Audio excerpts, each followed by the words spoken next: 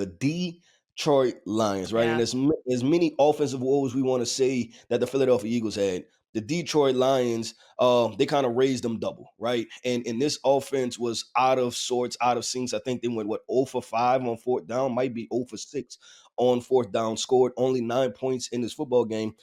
They sit at 6-4, no longer dominate the NFC North. I want to ask the question: have we seen the best of the Detroit Lions football team in past years? Not this year. Have we already seen the best of the Detroit Lions? I think as currently constructed, yes. Okay. Um, I have and will continue to, as much as Detroit Lion fans have argued with me and tried to tell me differently, I always have thought that Jared Goff would be the prohibitive factor for this football team. Mm-hmm. And I understand that Jared Goff has had a resurgence in Detroit. I've seen it. I understand it. But I also know what I've seen with my eyes for a very long time. When you pressure the quarterback, when he plays outside, when he plays outside of a dome, when things are not perfect, him off script is very bad. Very bad. And it's always been like this. This has always been the storyline. And I'm not saying that you can't win with him. I think you can, and they've proven that they can do that. But the expectations for Detroit have changed. The expectations are no longer to be the little brother who finally won for the first time and, oh my God, they're a Super Bowl favorite for the first time. Guess what happens? The expectations and fans now expect to win. It's not no longer, oh, the poor Detroit Lions. That's not how you're looked at anymore. You went from being the underdog to being the favorite. And how have you adjusted? How have you overcome what it is to be? That's what evolution is. You have to evolve. You have to come in. You can't be the continual same version of yourself. And I think that's what I mean by to answer your question specifically, like, have we seen the best version? I think we have seen the best version of what they are currently constructed. I think they need to evolve. And I think that evolution is going to involve potentially moving on from Jared Goff at some point. I don't believe that Jared Goff is the best quarterback in the division, and that's a problem. So I think Yeah. that has become. You've got a ton of offensive weapons. You got the Detroit Lions defense is not why they lost the football game today, at all.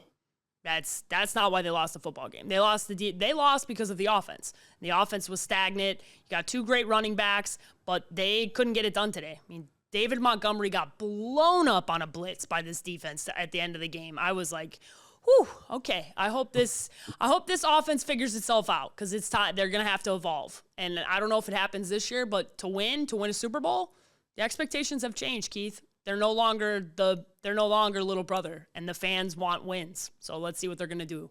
Yeah, I think there's going to have to be a shift in philosophy, right, for the Detroit Lions. If you believe that Jared Goff is not the guy that can carry you to a Super Bowl, right? I think you can win a Super Bowl with him, but he can't be the guy to carry you to a Super Bowl. And we've seen that threshold thus far. And I look at the defensive side of the football, and I want to say this, that they're playing really good football collectively as a team, right? But we say this, and you can look at it just looking at what the Philadelphia Eagles were defensively.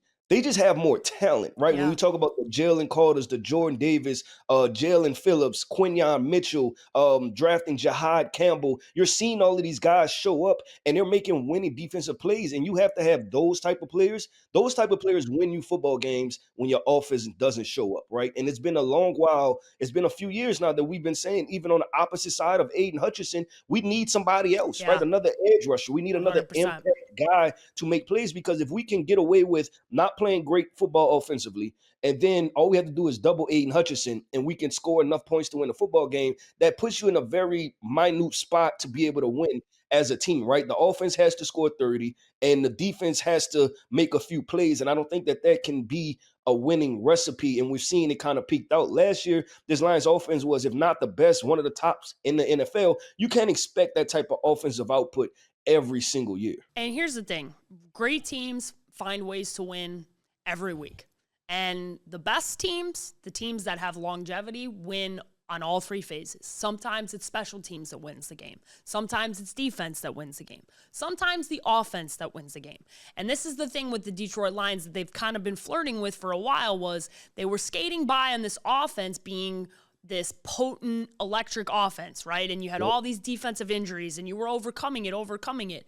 But you always knew that the buzzsaw was coming, because it's just not how wins happen in this league. And you're going to have to address that at some point. I'm not saying that you can't win with Jared Goff. I'm saying the success of them for such a long time had masked, I think, some of the things and the problems that they've had, and they haven't addressed them. So I think this offseason, I know I don't want to talk about offseason yet, but the reality is you can't make many adjustments to your team now. We're in the back half of the season. This is, you're going to have to figure out ways to win.